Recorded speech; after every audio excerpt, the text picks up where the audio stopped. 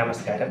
ഇന്ന് കർക്കിടകം 16. അപ്പോൾ നമുക്ക് ഇന്നത്തെ കഥകളിലേക്ക് കടക്കാം. അങ്ങനെ ശ്രീരാമദേവൻ തൻ്റെ തപസ് പൂർത്തിയാക്കി യോഗനിദ്രയിൽ നിന്നും എണീക്കുകയാണ്.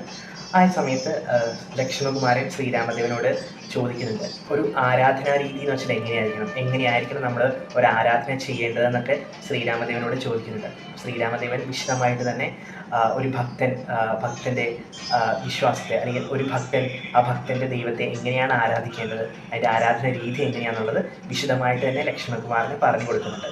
അങ്ങനെ ദിവസങ്ങൾ കടന്നു പോകുന്നു. ശ്രീരാമദേവന് സീതാദേവി പിരിഞ്ഞ ദുഃഖം അധികരിച്ചുകൊണ്ടിരിക്കുകയാണ്. എപ്പോഴും സീതാദേവി ഓർത്ത് കരഞ്ഞുകൊണ്ടിരിക്കുകയാണ്. അപ്പോൾ ആ സമയത്ത് ലക്ഷ്മണകുമാരൻ പല കാര്യങ്ങളും പറഞ്ഞ് ശ്രീരാമദേവനെ സമാധാനിപ്പിക്കാൻ നോക്കുന്നൊക്കെയുണ്ട്. ശ്രീരാമദേവൻ ലക്ഷ്മണകുമാരനോട് പറയുന്നുണ്ട്, സുഗ്രീവൻ നമ്മുടെ ചങ്ങാതിയൊക്കെ തന്നെയാണ്, പക്ഷേ സുഗ്രീവനും നമ്മളെ മറന്നു തോന്നുന്നു. സുഗ്രീവനും സ്വന്തം കാര്യത്തിൽ മാത്രം ശ്രദ്ധയായി തോന്നുന്നു. തന്ന വാക്ക് പോലും അവൻ മറന്നിരിക്കുകയാണല്ലോ എന്നൊക്കെ ലക്ഷ്മണകുമാരനോട് ശ്രീരാമൻ പറയുന്നുണ്ട്. ഇതേ സമയം സുഗ്രീവ സന്നിധിയിൽ ഹനുമാൻ സ്വാമി എത്തുന്നുണ്ട്. ഹനുമാൻ സ്വാമി സുഗ്രീവനോട് പറയുന്നുണ്ട്, അങ്ങിപ്പോൾ ഈ രാജ്യഭോഗങ്ങളൊക്കെ അനുഭവിക്കാൻ കാരണം ശ്രീരാമദേവനാണ്. ശ്രീരാമദേവൻ ഇപ്പോഴും തൻ്റെ പത്നിയെ നഷ്ടപ്പെട്ട ദുഃഖത്തിൽ ആ മലമുകളിൽ ഇരുന്ന് കരയുന്നുണ്ടാകും. അങ്ങൊരു വാക്ക് ശ്രീരാമദേവന് കൊടുത്തിരുന്നു. ഇപ്പോൾ 4 മാസങ്ങൾ കഴിഞ്ഞിട്ട് കുറേ നാളുകളായി. അപ്പോഴാണ് സുഗ്രീവൻ ആ കാര്യങ്ങൾ തന്നെ ഓർക്കുന്നത്. അങ്ങനെ സുഗ്രീവൻ 4 ദിക്കുകളിലേക്കും വാനരന്മാരെ ദൂതന്മാരായിട്ട് അയക്കുന്നുണ്ട്. അതുപോലെ തന്നെ 7 ദ്വീപുകളിലുമുള്ള വാനര വീരന്മാരോട് 15 ദിവസത്തിനകം സുഗ്രീവ സന്നിധിയിൽ എത്താൻ പറയുന്നുണ്ട്.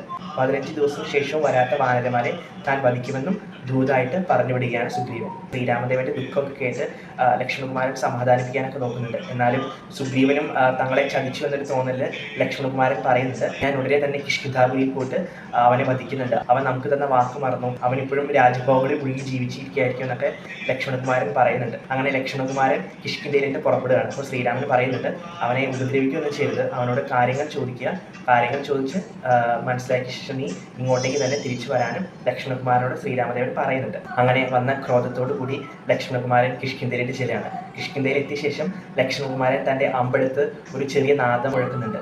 ഇത് കേട്ട് വാനരന്മാരൊക്കെ ഭയന്ന് നിലവിളിച്ചുകൊണ്ട് ഓടുകയാണ്. അപ്പോൾ അംഗദകുമാരൻ ഇതൊക്കെ കണ്ട് ഓടി വരുന്നുണ്ട്. ലക്ഷ്മണകുമാരനോട് സാഷ്ടാംഗം നമസ്കരിച്ചുകൊണ്ട് കാര്യങ്ങളൊക്കെ ചോദിക്കുന്നുണ്ട്. എന്നിട്ടും ലക്ഷ്മണകുമാരൻ്റെ ദേഷ്യം അടങ്ങാത്തത് കണ്ട് സുഗ്രീവൻ താരയെയും ഹനുമാൻ സ്വാമിയെയും ലക്ഷ്മണകുമാരൻ്റെ അടുത്തേക്ക് അയക്കുന്നുണ്ട്. അങ്ങനെ താരയും ഹനുമാൻ സ്വാമിയും വൃത്താന്തങ്ങളെല്ലാം ലക്ഷ്മണകുമാരനോട് പറയാണ്. അങ്ങനെ ലക്ഷ്മണകുമാരനെ അവർ ആശ്വസിപ്പിച്ച് സുഗ്രീവ സന്നിധിയിലേക്ക് കൊണ്ടുവരികയാണ്. സുഗ്രീവൻ ലക്ഷ്മണനെ കണ്ട പാടെ തന്നെ തൊഴുത് നമസ്കരിച്ച് പാദ നമസ്കാരമൊക്കെ ചെയ്ത് ലക്ഷ്മണകുമാരനോട് കാര്യങ്ങളെല്ലാം പറഞ്ഞു. ഉടനെ തന്നെ നമ്മൾ ശ്രീരാമ സന്നിധിയിലേക്ക് പുറപ്പെടുമെന്നും പറഞ്ഞ് ലക്ഷ്മണകുമാരനും സുഗ്രീവനും ഒരു തേരിലേറി ശ്രീരാമ സന്നിധിയിലേക്ക് പുറപ്പെടുകയാണ്. അങ്ങനെ അവർ ശ്രീരാമ സന്നിധിയിലെത്തുകയാണ്. ശ്രീരാമനെ കണ്ടപാടെ സുഗ്രീവൻ ഓടിച്ചെന്ന് പാദ നമസ്കാരമൊക്കെ ചെയ്ത് സുഗ്രീവൻ ശ്രീരാമനോട്